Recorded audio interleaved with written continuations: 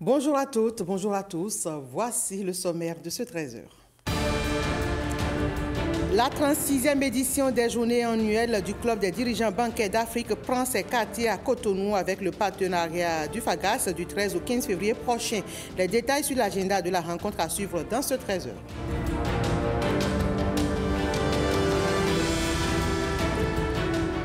Promotion des éco-gestes à l'école, semer aujourd'hui les graines d'un avenir durable, c'est le sujet du dossier environnement de ce mercredi. Le sujet nous plonge au cœur de ces projets entrepris par certaines écoles pour sauvegarder l'environnement. Dialogue parents-enfants, ça s'impose pour construire une relation de confiance et un foyer harmonieux. Mais comment s'y prendre pour établir un bon dialogue? On en parle dans ce journal.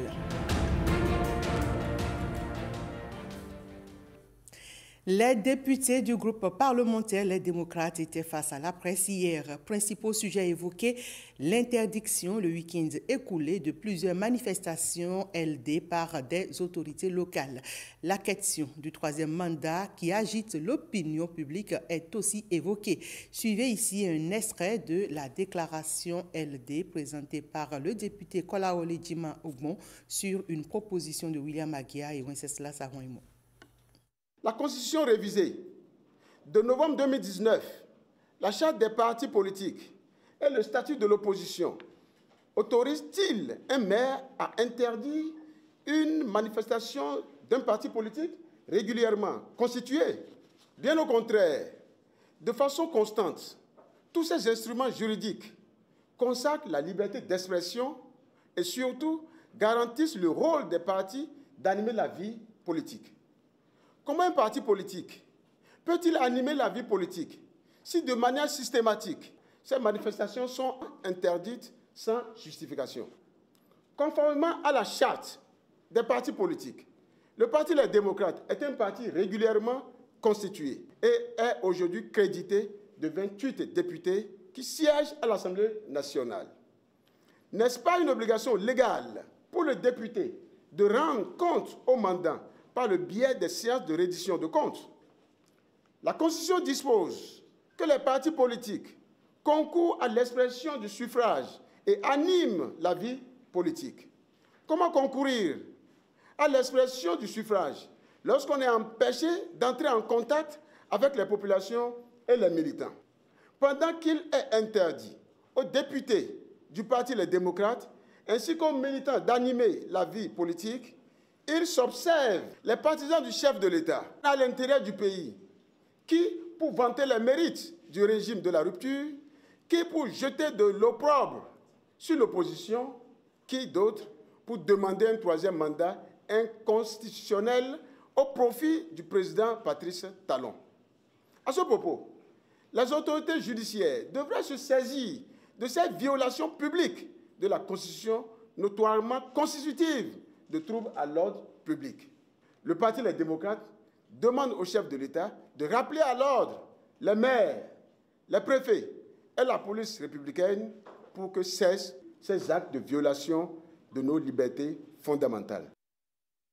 Au-delà des angoisses suscitées par les débats agités dans l'opinion sur un troisième mandat anticonstitutionnel, des réflexions fusent pour que les Africains conçoivent in fine des régimes démocratiques plus stables comme en Europe et en Asie, ainsi que le souhaite le coordonnateur du Collège des ministres conseillers du président Patrice Talon.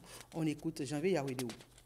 Nous avons réussi, comme disait le professeur Devoidjire, avec la fatalité.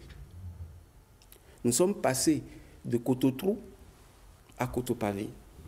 Et un monsieur est venu, un homme, je dirais, providentiel, qui s'appelle Nicéphore Souglo, qui en 5 ans a redressé ce pays.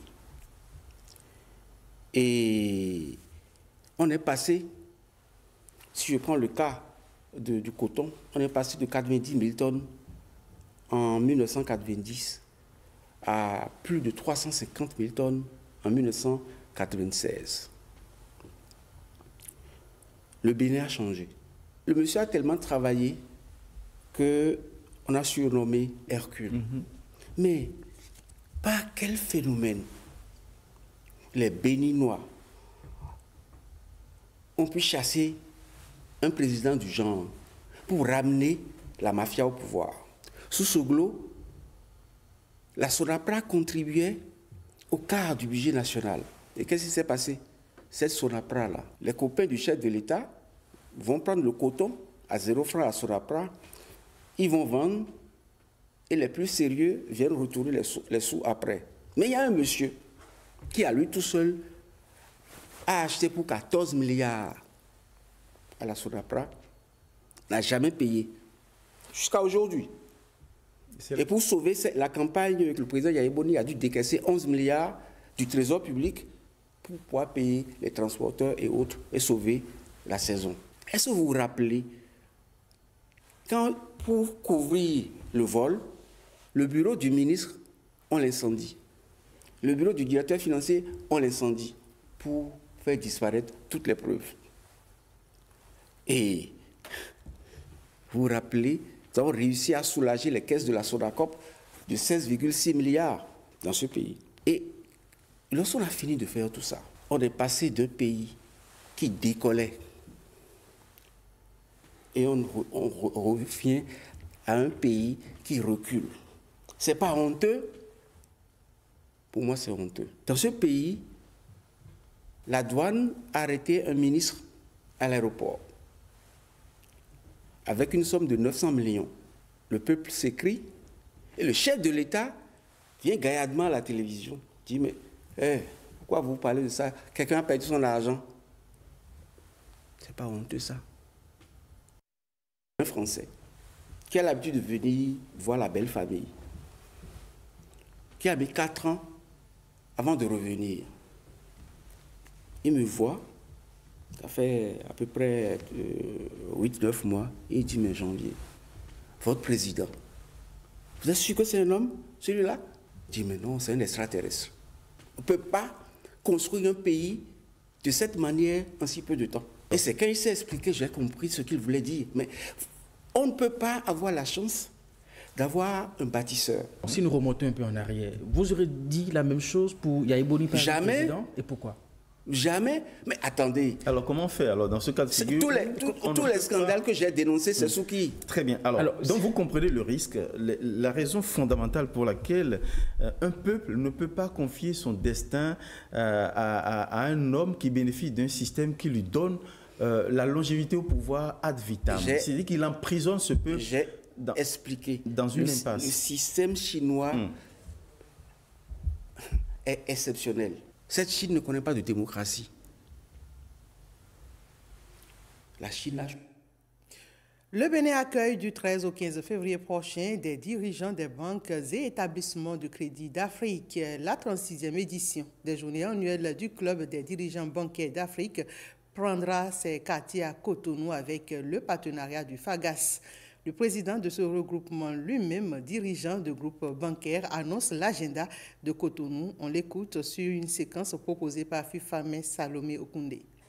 Nous allons organiser les 36e journées annuelles du Club des dirigeants de banque en association avec le FAGAS. Et je voudrais profiter de cette occasion pour remercier le Dr Yambay et toute son équipe pour la détermination et l'engagement qu'ils ont mis pour organiser avec nous ces journées annuelles du club, sur un thème extrêmement important qui intéresse directement nos membres, et dont le titre est évocateur, c'est « Naviguer vers l'avenir, les banques face à tous les défis et enjeux en matière de mutation à la fois numérique, climatique, sociale et environnementale et organisationnelle, auxquelles vont être confrontées les banques africaines. » Et donc l'objectif pour nous dans ces journées d'études, c'est de faire en sorte que tous nos membres qui viennent d'horizons divers et de géographies diverses,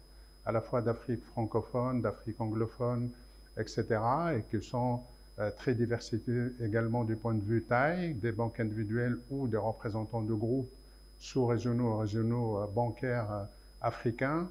Le but, c'est d'avoir des regards croisés, des regards différents sur des problématiques communes. Et l'objectif principal pour nous, c'est d'essayer de, face à tous ces défis, face à toutes ces problématiques, de générer des solutions communes, des réponses communes à ces enjeux. Comment faire en sorte que la banque en Afrique, de manière générale, et le secteur financier, de manière générale, puissent jouer son rôle pleinement en matière de financement de l'économie, en matière de financement des PME, PMI, TPE, etc. Comment accompagner ce formidable mouvement vers le développement et vers la croissance que vit l'Afrique actuellement. Vous savez que plus d'une vingtaine de pays, selon le rapport du FMI 2023, africains auront des taux de croissance supérieurs à 5%, dont le Bénin qui, comme vous le savez, continue à surperformer puisqu'il aura probablement un taux de croissance de 6,4 sur l'exercice 2025. Ça va être les 13-14 février. Hier 11 février, c'était la journée mondiale pour un Internet plus sûr ou encore Safer Internet Day. Cette journée vise à sensibiliser les jeunes à l'usage responsable du numérique. Des jeunes interrogés à Porto Novo se sont prononcés sur le sujet dans ce reportage. Même espace physique, même Wi-Fi public, mais connectés sur différentes plateformes. Internet rassemble ces jeunes. Ils sont conscients de l'insécurité numérique à laquelle les expose un Wi-Fi libre d'accès, mais ils disent prendre des précautions. Je n'appuie pas sur n'importe quel lien. Si le lien n'a pas de cadenas, moi je n'appuie pas dessus. En fait, je regarde bien le lien, le contenu du lien, c'est tout ce que ça donne. Si c'est un bon lien, je clique dessus. Si ce n'est pas un bon lien, si c'est du fake, je sais en même temps. Et aussi, j'ai quelques applications, je mets le lien dedans. Si c'est venant d'un arnaqueur, je le sais en même temps. Je ne clique pas sur tous les liens, je ne vais pas sur tous les sites. Et ensuite, il y a des coquilles que je n'accepte pas.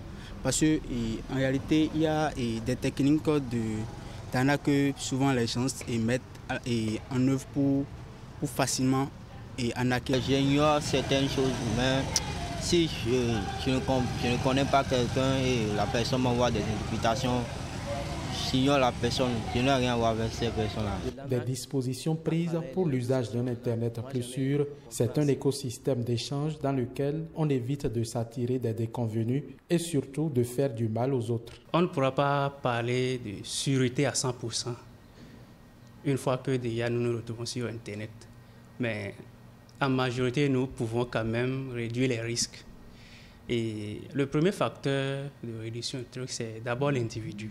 Il faut travailler sur l'individu, c'est-à-dire les campagnes de sensibilisation, les formations et consorts, pour amener l'individu à s'auto-protéger soi-même d'abord.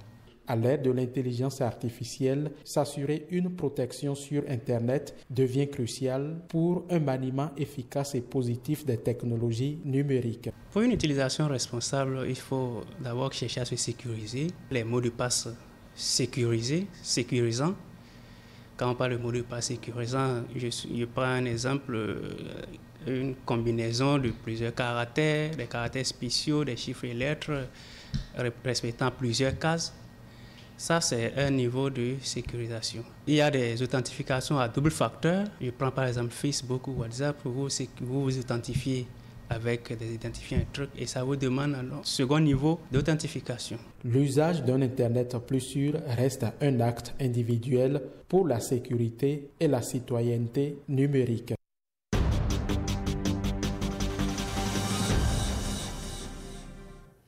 Dans un contexte où la crise environnementale s'impose comme une urgence mondiale, les initiatives écologiques mises en place dans nos écoles revêtent une importance capitale. Le dossier du jour nous plonge au cœur de ces projets entrepris par certaines écoles qui, bien plus que de simples gestes ponctuels, représentent une véritable révolution pédagogique.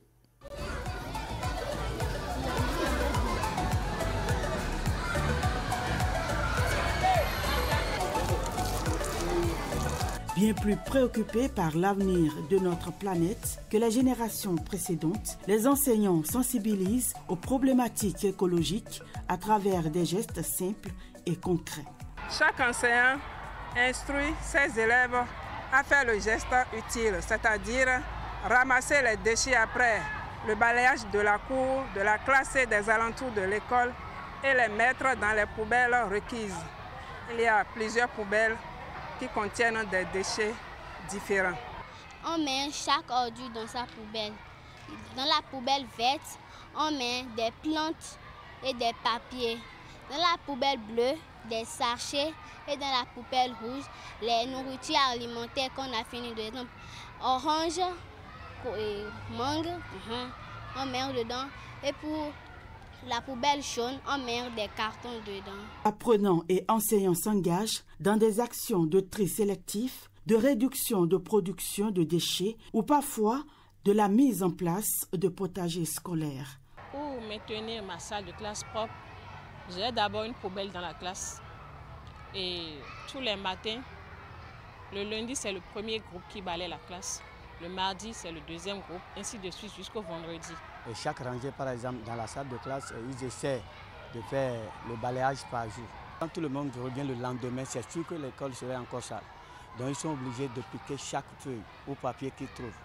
Enseignants et parents sont rassurés de voir une génération consciente des enjeux liés à la planète. Le lundi, on monte les couleurs et puis le vendredi aussi, on descend les couleurs. Donc à ces occasions, nous profitons pour sensibiliser les apprenants par rapport à l'entretien de nos salles de classe, de nos écoles et même de nos maisons. Je maintiens mon environnement propre en balayant, en nettoyant la chambre et en évitant les sachets ou les autres déchets. J'ai lu un texte qui contenait sur les sachets plastiques. Un animal a mangé un sachet plastique et il est mort. C'est pour ça que nous a interdit d'utiliser le sachet plastique. On ne met pas de déchets plastiques partout. Qu'on ne met pas des ordures partout aussi dans l'environnement. Ce n'est pas bon. On doit éviter de mettre des déchets aussi dans des caniveaux. Il y a des gens qui les brûlent et ça pollue l'environnement. Plus qu'un ensemble de pratiques éco-citoyennes, ces apprenants construisent leur cadre de vie et positionnent l'école en acteur de propreté et d'excellence, formant ainsi une génération prête à relever les défis écologiques de demain.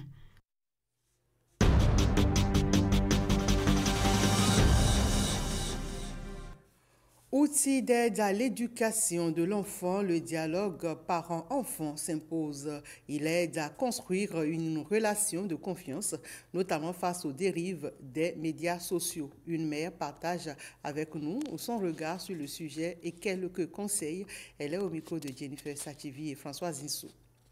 Vu que nous allons tous travailler et que nos enfants également vont à l'école, quand nous, parents, nous rentrons à la maison le soir, nous devons pouvoir appeler nos enfants pour leur demander ce qu'ils ont fait de leur journée, comment a été la journée, qu'est-ce qu'ils ont appris de nouveau, qu'est-ce qu'ils ont découvert de nouveau.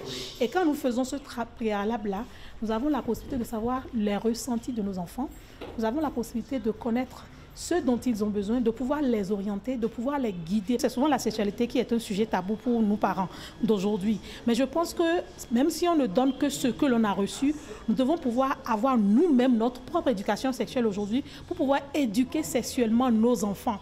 Si nous ne le faisons pas, si nous mettons les tabous et autres dedans, nous allons passer à côté de l'éducation de nos enfants. Nos enfants vont aller dans n'importe quelle dérive et nous ne pouvons pas récupérer. Parce que quand un enfant fait une bêtise, le nom de la famille porte loin et vous-même, parents, vous êtes éclaboussés. Donc oui, il faut obligatoirement parler de tout et montrer même que vous n'êtes pas expert, que vous êtes parent, mais vous êtes vulnérable. Quitte à ce que des fois même vos enfants vous conseillent. Parce que oui, les enfants aujourd'hui sont plus intelligents que nous et donc ils ont certaines informations que nous n'avons pas. Et l'enfant aura du plaisir à partager ce qu'il aura entendu autour de lui avec vous, quitte à ce que vous, en tant que vous lui dites, oui, ce que tu as entendu, c'est vrai, mais pour que tu puisses te protéger, ne fais pas ci, ne fais pas cela. Tu pourras aussi bien jouer ton rôle de parent. Donc, pas de sujet tabou, on parle de tout. Et puisqu'on sait aujourd'hui qu'il y a des canaux digitaux qui rendent plus accro nos enfants, où tout le monde a envie de s'afficher, il faut pouvoir expliquer aux enfants que quand vous mettez votre image sur un canal digital, c'est que vous vous exposez. Et si vous vous exposez, on peut prendre votre image pour faire n'importe quoi. Elle symbolise la vague rouge qui va dans moins de 48 heures déferler le 14 février, la Saint-Valentin, la fête de l'amour, une bonne occasion pour les commerciaux de faire aussi des affaires, une tendance qui prend chaque année des grandes proportions. comment elle s'est imposée au fil du temps. Justement, nous allons remonter aux origines et c'est avec les éclairages du prêtre catholique Hubert Kedouide de l'archidiocèse de Cotonou. Valentin, c'est un prêtre italien qui a vécu dans les années 270 et qui aurait, pendant la guerre, célébré beaucoup de fiançailles et de mariages. Il est mort martyr et depuis ce temps jusqu'au pape Alexandre VI, eh bien, qui a préféré l'invoquer en mémoire de tous ceux et celles qui se sentent appelés l'un et l'autre à fonder une famille. Ça, nous sommes au XVe siècle. On ne connaît pas, en tout cas, l'histoire ne nous donne pas en détail sa vie et sa naissance. L'histoire sait qu'il a été martyrisé le 14 février. Et donc, cette date-là, c'est son entrée à la vie, une vie que la mort ne peut plus détruire, la vie éternelle. Et c'est cela que le pape Alexandre a voulu mettre en exergue en choisissant le 14. Donc, à partir du XVe siècle, les gens évoquaient Saint-Valentin et avec le temps, c'est passé de sorte que le 14 février est considéré comme l'histoire des saints qui ont évangélisé les Slaves. Et c'est à l'époque moderne que le monde, avec la remorque de l'économie, a souhaité remettre cette fête en vogue. Et le 14 est devenu la Saint-Valentin, donc la fête des amoureux, occasion de faire beaucoup d'économies, occasion aussi de faire des rencontres et des festivités. L'Église éveille ses fils et ses filles à ne pas prendre cette journée comme une journée de déviation, de fragilité, mais une journée de consolidation de leur amour. Et vous savez très bien que c'est l'amour qui fait la vie. C'est l'amour qui fait la vie. La troupe acrobatique béninoise All Secus a offert le samedi 8 février dernier un spectacle époustouflant au théâtre de verdure du Centre culturel chinois de Cotonou. C'est dans le cadre des festivités organisées pour célébrer le printemps de Chine au Bénin, la fête du Nouvel An chinois. Jules Akouekou et Patrick Jossou étaient parmi les spectateurs. Voici leur reportage.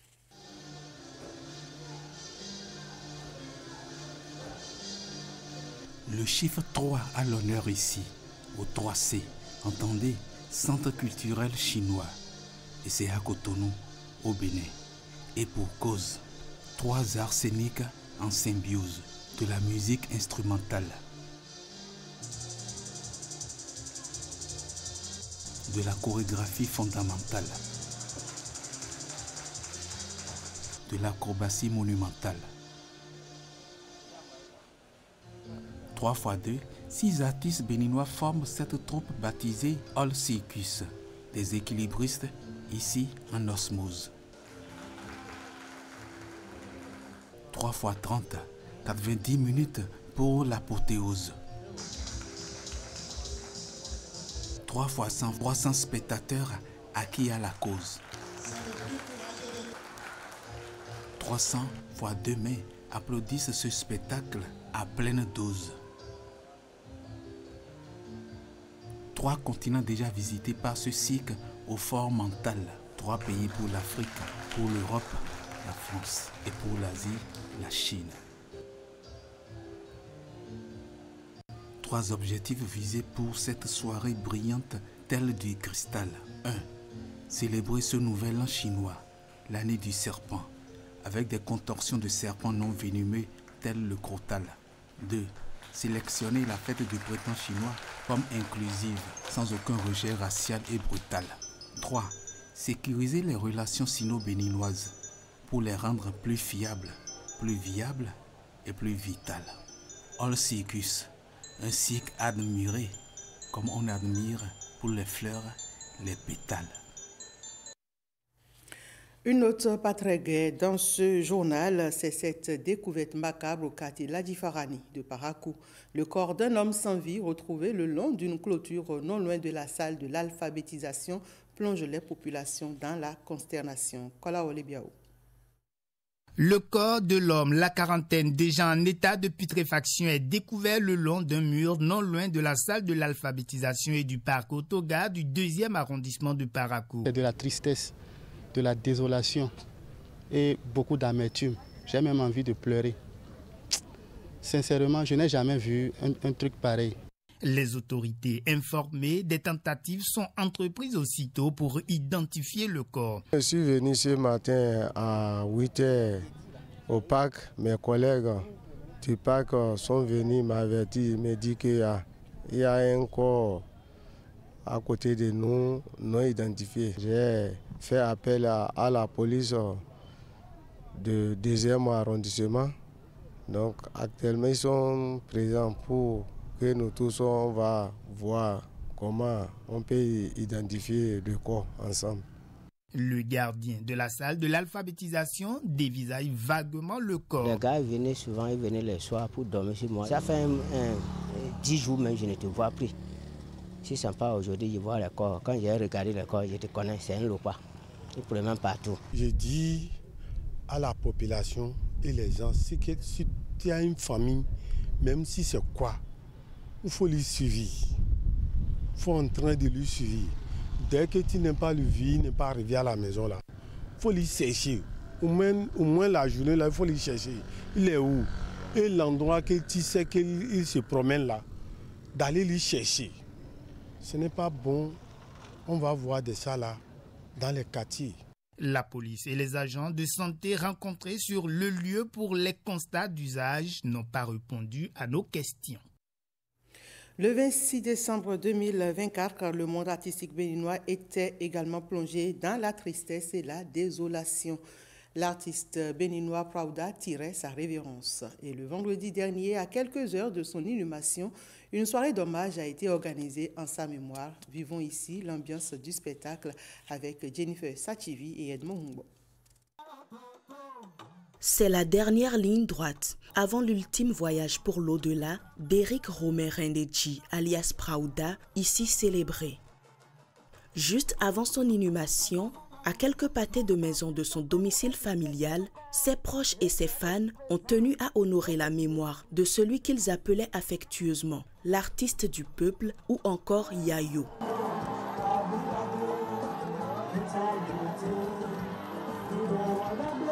La célébration riche en prestations d'artistes était également ponctuée de témoignages.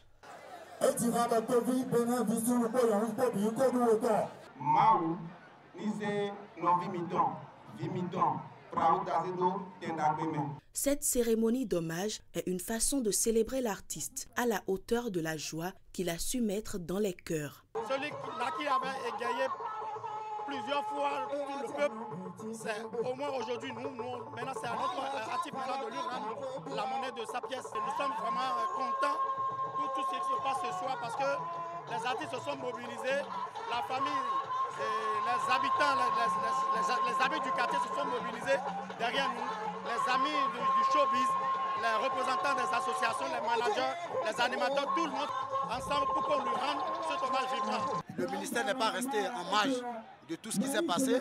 Donc si nous sommes là ce soir, c'est grâce d'abord au ministère de la Culture, du Tourisme et des Arts. Et comme vous le savez, c'est un artiste, nous avons l'obligation de l'accompagner. À l'issue de ce riche moment de commémoration, l'artiste Praouda a été inhumé chez lui à Tori, dans l'intimité familiale.